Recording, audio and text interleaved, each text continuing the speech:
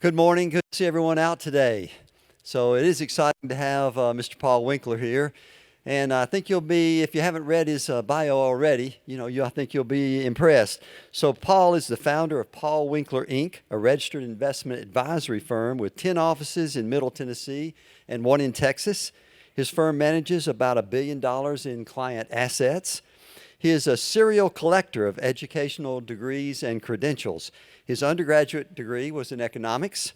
He is also a chartered financial consultant, chartered life underwriter, chartered advisor in senior living, life underwriter training council fellow, retirement income certified professional, registered financial consultant, accredited asset management specialist, and wealth management certified professional. In addition, he is finishing his master's degree in marriage and family therapy here at Trevecca and graduates in May. He does individual and marriage counseling at the Babb Center in Hendersonville. He is the host of the Investor Coaching Show on 99.7 WTN. That's a show that's been around for over 22 years. For fun, he plays the drums for several bands in Nashville and does photography. He's been married to his wife, Deborah, for over 30 years, and they have 2 sons, Alex and Andrew. So please welcome Mr. Paul Winkler. Well, thanks, everybody. I probably would be more comfortable up here, believe it or not, with a drum set, but, here I am with a microphone. So I took a couple notes, just things that I might talk about, but I wanted to talk a little bit about how to, I guess it was live a life and have a career without regret was my thought in speaking with all of you, because I know you're all business majors and probably want to know what you're going to do with the rest of your life. And I would love to know how many people really know what they're going to do with the rest of their life in this room. I mean, really. I was 25, I had no clue, and I got out of school. And there's so much pressure on younger people right now because we're finding that technology and the speed of life is moving so fast that a lot of times we just don't even know what we want to be until we're much older. Used to be you kind of figured it out when you were 14 when everybody worked on the farm. And one of the things that a lot of times people will ask me, I've been doing this radio show for a long time, so I'm used to speaking for 3 hours. Keeping 30 minutes is going to be really kind of fun. But it's success. How do you get success? How do you end up being successful as a business person? What do you do? And the reality of it is success is defined in so many different ways. It's not just money. And I'll talk a little bit more about that in a second. You could have somebody that's a missionary, you could have somebody that's a pastor of a church, and they could be incredibly successful and incredibly broke. It really doesn't matter a whole lot. And there are a lot of ways to get to success, and it's how we define it. And a lot of times how we define it is our parents, our upbringing, who we grew up around. Matter of fact, there's a really interesting piece of research that talks about how kids turn out.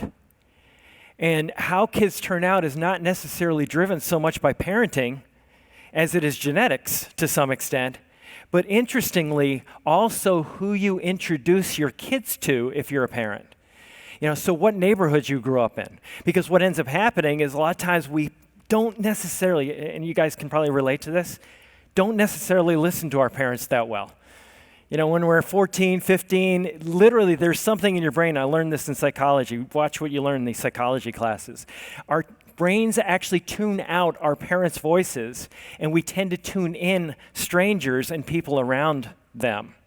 So what ends up happening is our definition of success can come from all of that.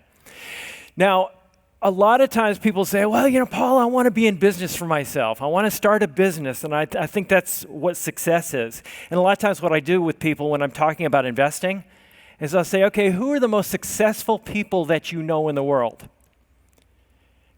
Who are the most successful? And what names come to mind? I want you guys just yell out a name of somebody that you think of as successful. Elon Musk. I heard it. Who else? Bezos, good. All right. Bill Gates, all right. So one of those things, all of those people have one thing in common. They're all business owners, right?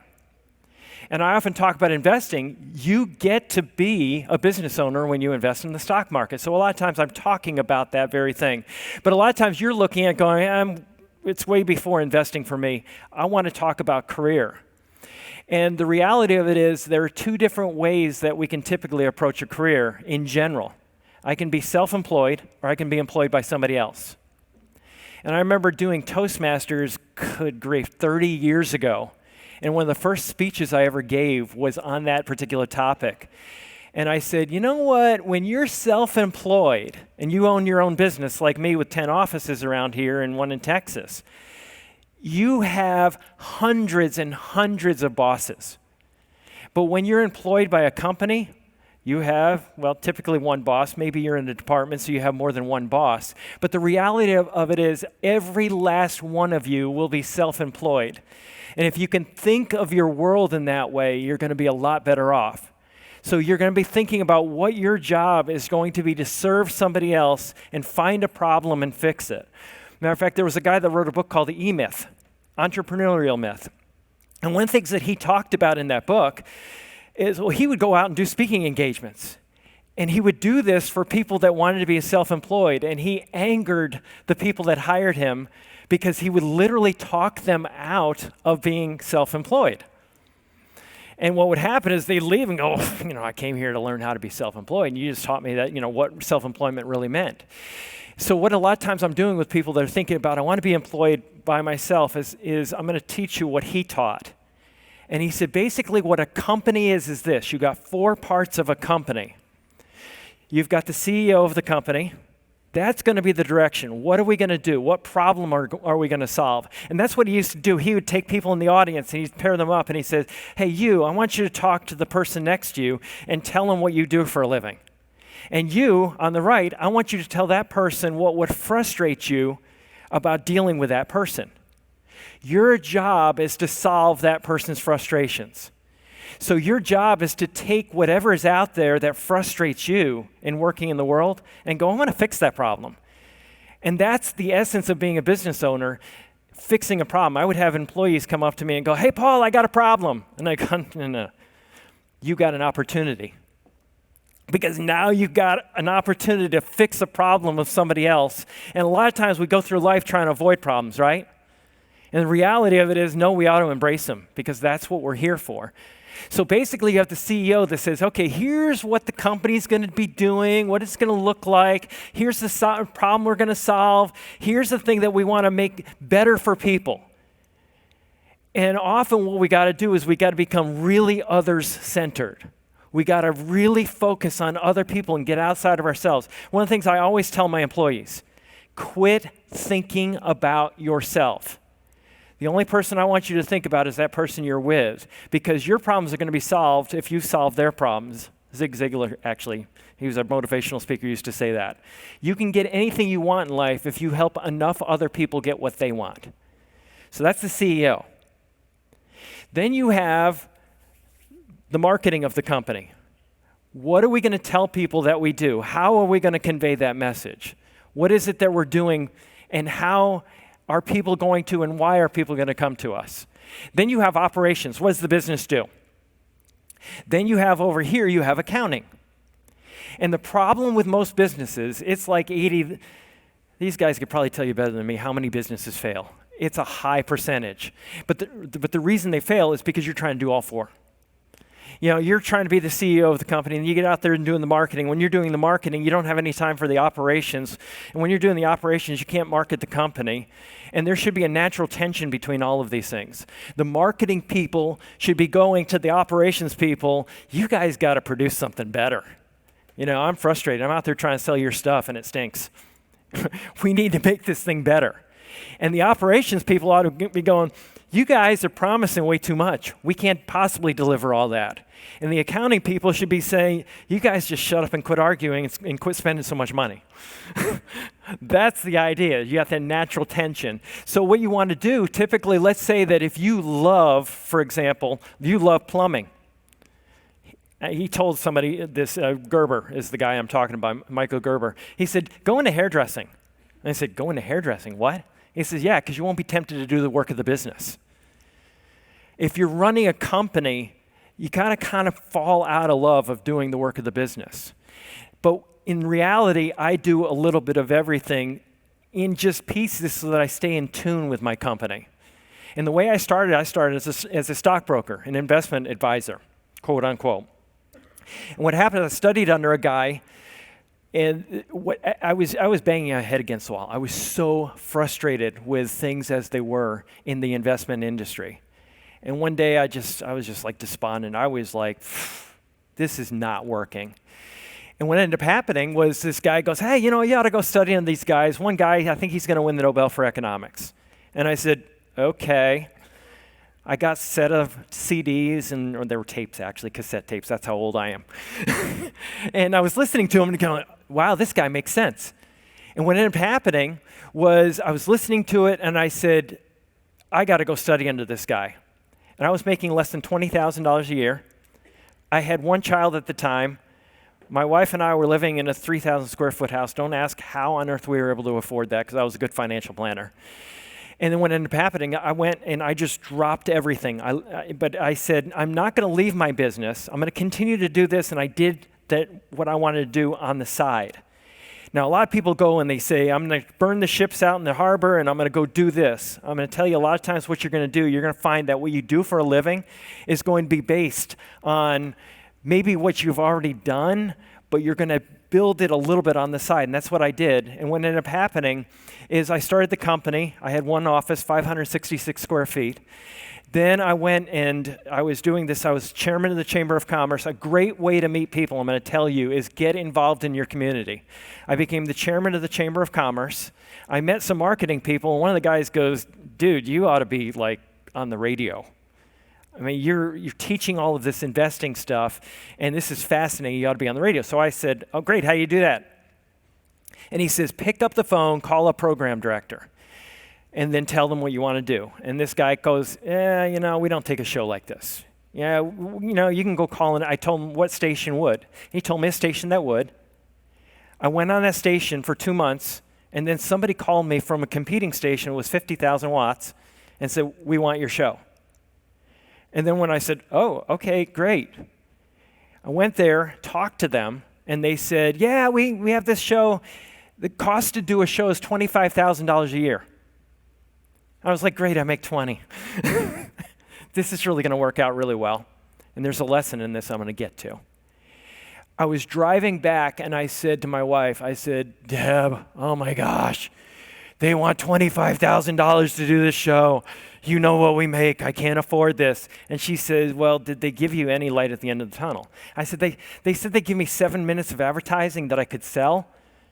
And she says, you're an idiot if you don't do this. Listen to your wife or husband or spouse. And what happened is I said, okay, and I just found a way to do it. But the lesson was that God opens doors. And my job is to walk through them, because I was scared to death. And I gave a speech about this one time that I'm going to get to. I'm going to get to little pieces of a lot of different things.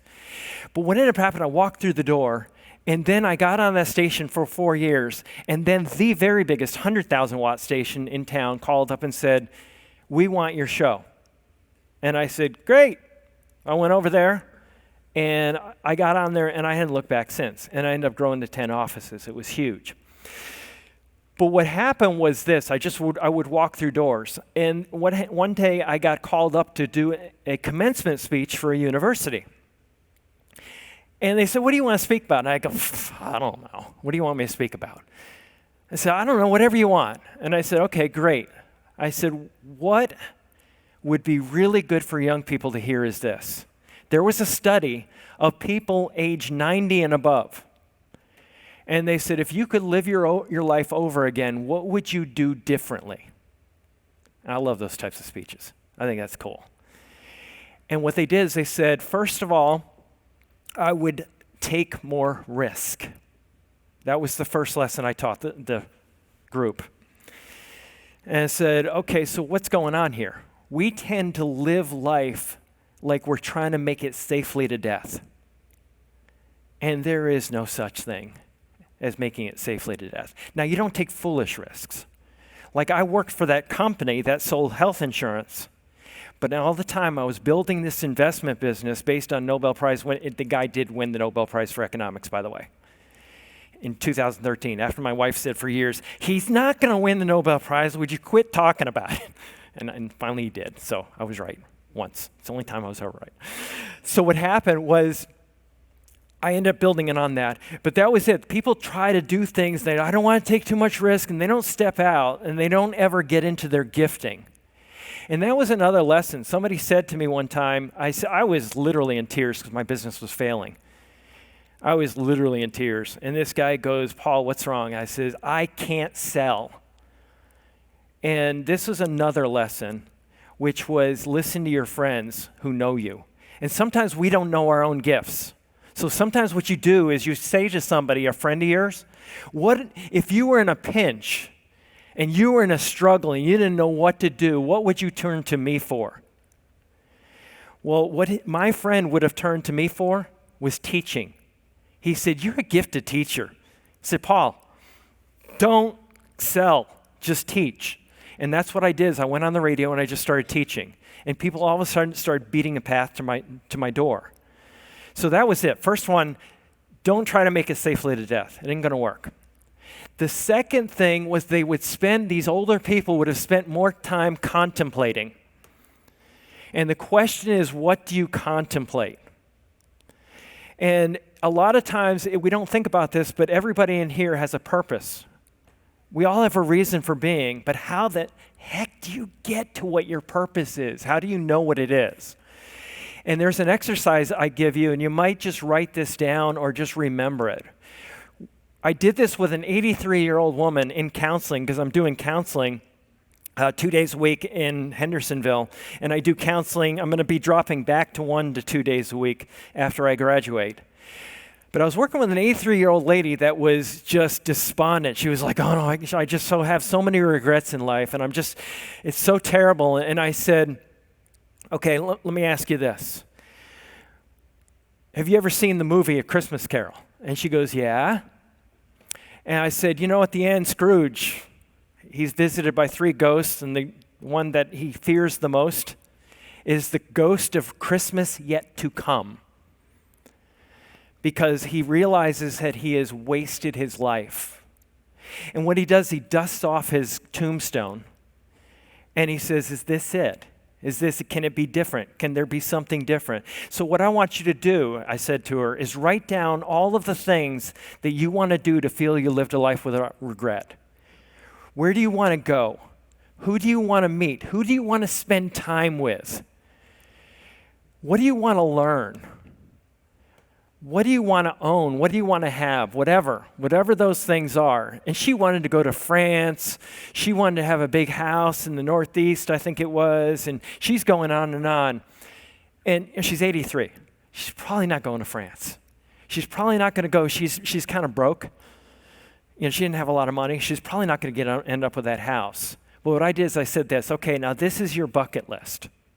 Now what I want you to do is I want you to take those things, those items, and I want you to put next to them, what is the value that you hold?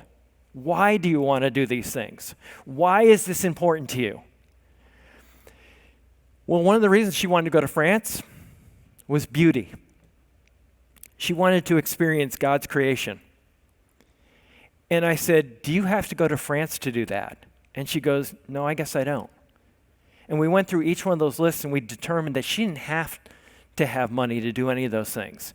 And what you will learn about yourself is that a lot of times you don't need money to do anything that's important to you.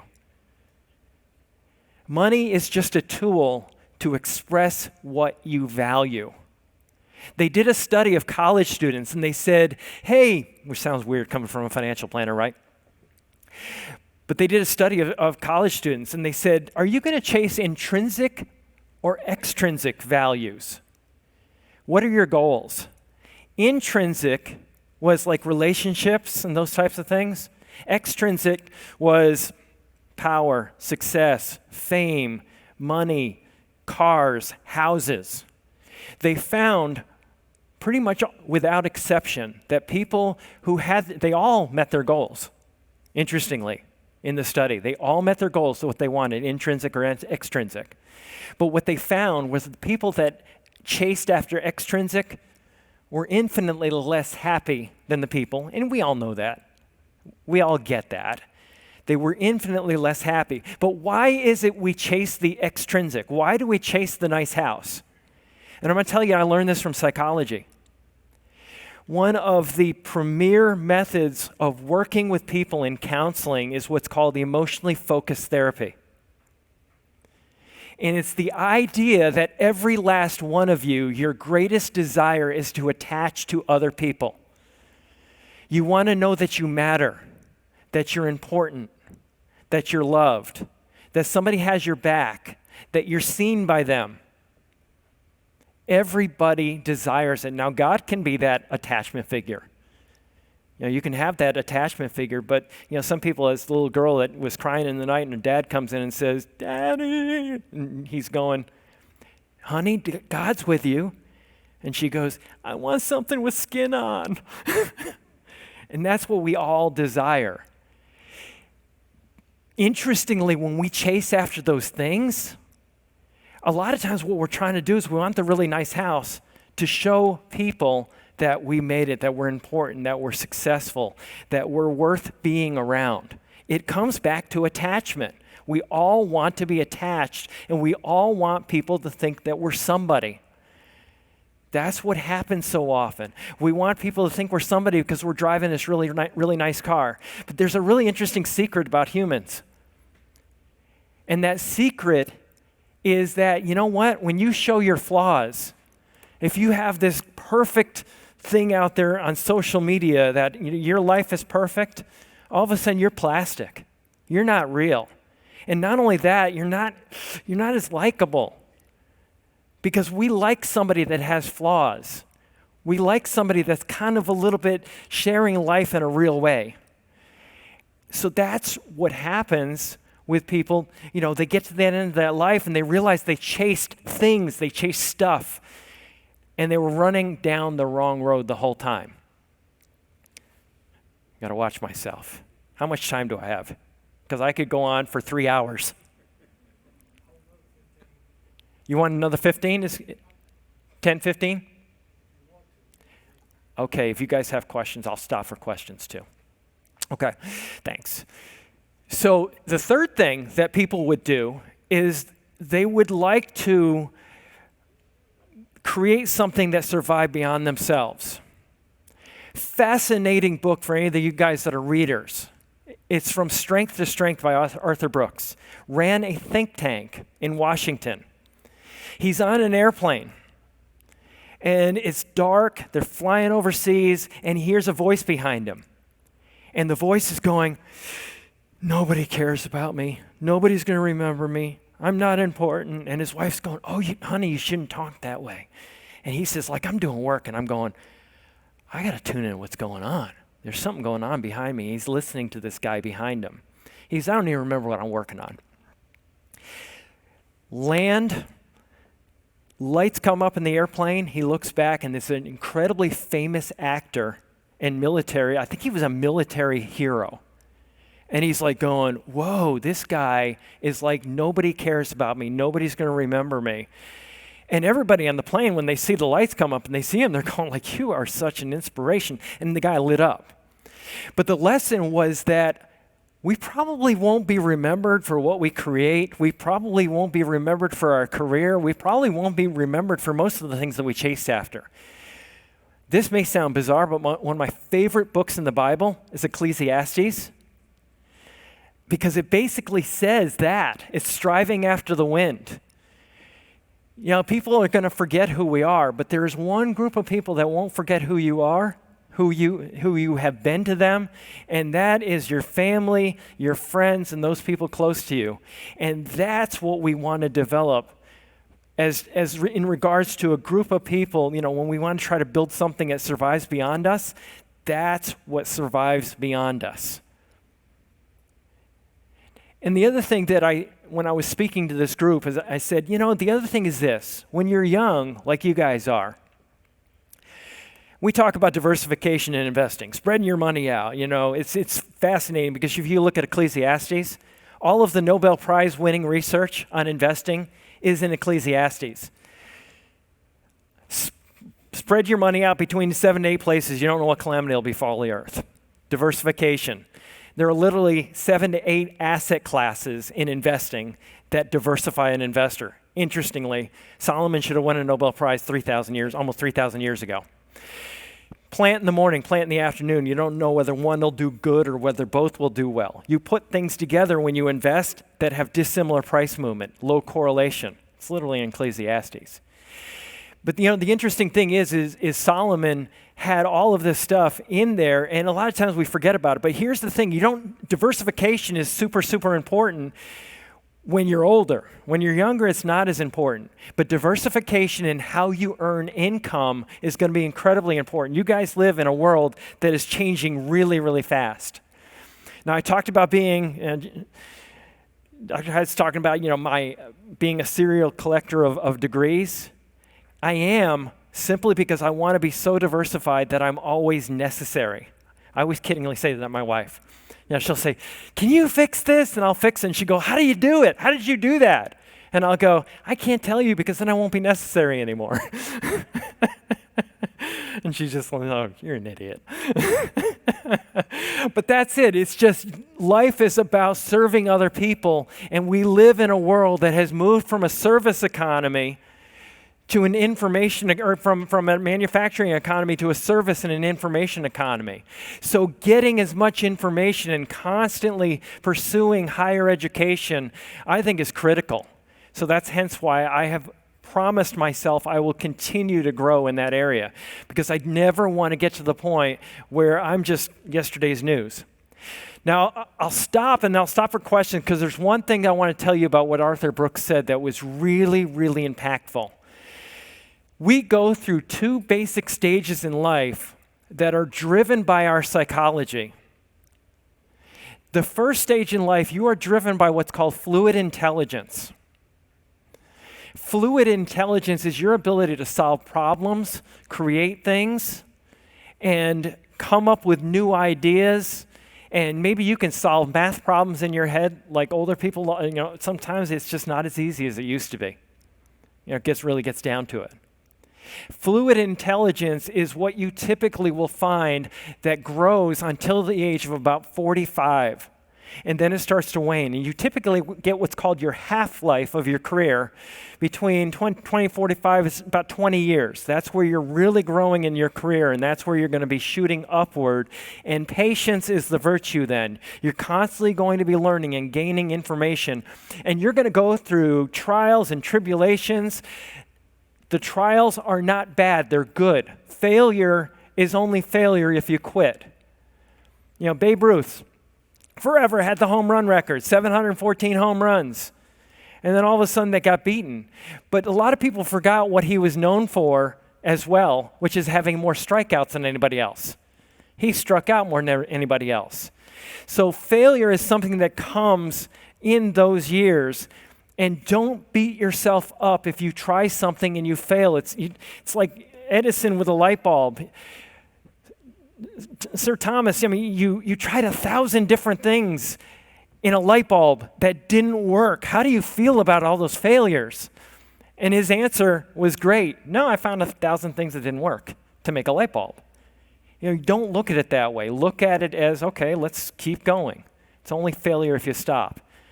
Then what you look at is, so you got, fear of failure. And fear of failure drives people so often. So you got fluid intelligence, and you're going to get lots of failures. Your second half of life is really cool, because what you end up with is what's called crystallized intelligence.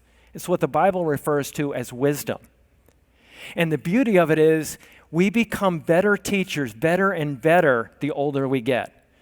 Some of your best professors are in their 60s and 70s. It's because the wisdom that you've gained of all the past successes and failures are with you that you can pass on to other people. So a lot of people go, I'm just going to try to get to retirement. I think, oh man, what a waste of all that knowledge and that talent. getting all the way to those years when you have the most to contribute, and then you just kind of go off into the sunset. And what we get to do at this stage of our lives is now pass that information on and help other people. But what that means is we've got to approach life not like Americans approach art. How does an American approach art? How am I going to make a piece of art? Well, give me a canvas, and I'm going to start making pretty pictures in it, right? So I'm going to add paint here, and I'm going to add paint here, and I'm going to add. A lot of times if you go overseas, how do they approach art? You know, I got this big block of marble, and I'm going to chip away everything that isn't David in the statue of David, right? As we get older, what happens is we start to give up those things that aren't important, that aren't us, and take away things. And you will learn as you get older the essence of who you really are. And that's part of life, is taking all of this stuff and little by little going down and getting rid of all those things that aren't important anymore, that don't define you. I was counseling a guy yesterday that was just despondent because his son beat him in tennis. And I said, man, you were probably the bomb in tennis when you were 13, weren't you? And he said, yeah. I said, it doesn't define you anymore. It's not who you are. You must decrease while he increases, to use a Bible passage. That's the deal. And lastly, for me, this is what's really, really critical. I was a late bloomer when it came to Christianity. I was 25 years old. I will never forget saying to my wife-to-be, Christianity is just the opiate of the masses. It's just a bunch of, anytime you want to really mess somebody up, quote marks. It's really great. It's just a bunch of garbage. It's people made up these stories, blah, blah, blah, blah.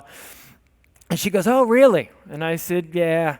So she goes, hang on a second. She walks to the back of her apartment, and she comes out with this little book by a guy named Paul Little, Know Why You Believe. It got into apologetics. It got into history, archaeology. It got into science, laws of thermodynamics. Things do not go from a lower state to a higher state. They go from a higher state to a lower state. So it gets into that, and I will never forget going like this. I go, I was wrong. I was humble enough to go, I was wrong. And then what ended up happening is I started reading the Bible. And I found that all of the stuff that I had learned and all the motivational garbage that I've been studying for years was all in there in code. It was all there, what it took to be successful. What I needed is I needed a permission slip to say, you can trust this thing and you can actually believe it. Because I wouldn't read it before because I was like, this is garbage. And the reality of it was I was wrong. And what happened is it sent me on a mission that every single year, I go through the Bible from front to back. Every single year. And it's just a discipline I have, and I pick up something new every time, and I pick up something I can use in my life. So I can't encourage you enough to do the same, because I think it changes lives, and it changed mine. Thanks, everybody. If you guys have any questions, by all means. Thank you. Are you guys going to give away more books? So, yeah. All right. All right, good. Tell us a little bit about each one of these. Yeah, so the first book, Confident Investing, what I did is the guy that won the Nobel Prize, I studied under Rex Sinquefield. Every time you see a stock market chart, Rex Sinquefield, Roger Ibbotson are the two guys that did the research on the stock market going back to the 1920s. I studied under them. I studied under Ken French. He's a Dartmouth guy. Eugene Fama won the Nobel Prize in 2013, studied under him. Harry Markowitz is on the board of advisors for the fund company that I work with. He won the Nobel Prize in 1990 for how you put a portfolio together and maximize expected return for a given level of risk. So what I did is I decided to take what they were teaching and break it down to where people just looked at it and they kind of got it. It made sense. My belief is that you can understand in investing, and if you don't understand something, you will fear it. So what happens is I will make all kinds of mistakes because I don't understand what I'm doing, and trial and error is not a good way to learn about investing. So that's what I did, is I put that book together. The other book that I did is I put that together based on 30 years of my 30 years of financial planning experience, and it was just a model. I wanted to build a model on how you create a good financial plan. And my concept was that you got the moat and you got the castle. Your castle is how you build wealth. You're going to be putting wealth in an area. You're going to have savings accounts, retirement accounts, 403bs, 401ks, and IRAs. And anybody in feudal times that had a lick of sense, what did they do when they had a castle? They put a moat around it. So that's your risk management. So that is how I built both of those books. And I talk a little bit about, how do you save? How do you put money aside? How do you get your mindset right? There are two types of people in the world: people that save first and spend what's left over. People that spend first and then save what's left over. The people that save first and spend what's left over, they are the ones that these people always turn to in need. And I would always say, which group do you want to be in? I don't want to be in this group, because there's nothing ever left over to save. So what ends up happening is we end up broke at the end of our lives. And the reality of his money is just a tool to express what you need and what is really important to you. But what's really important about money is it gives you options.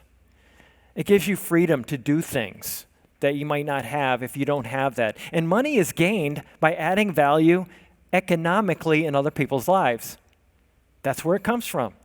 So how do I add value in other people's lives economically? I have got to be others focused. Everybody remember Maslow's hierarchy? I need air, food, water, clothing, shelter, all that. That's the base of it. If I don't have those things, I can't move up. Well, what Maslow basically said is we have a hierarchy of needs that we have to fulfill. And the very top of it is self-actualization. In the middle, he says we need to be loved. And I've read a book that was called What Happy People Know. And this guy just said something that was so profound I had to remember it. And it has to do with being a successful business owner completely. He said, I don't agree that you need to be loved. And I was like, whoa, wait a minute, because that's sort of, we do need to be loved. But he made a twist on it, which I thought was really good. He said, you need to love. Because if you need to be loved, you give control over to that person that can give or withhold love from you. It puts you in a really precarious position as a human.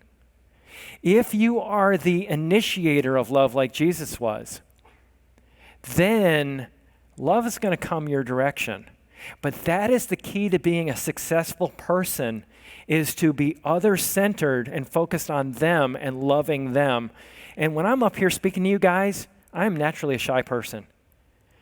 But I look at myself as being up here just loving on you guys. That's it.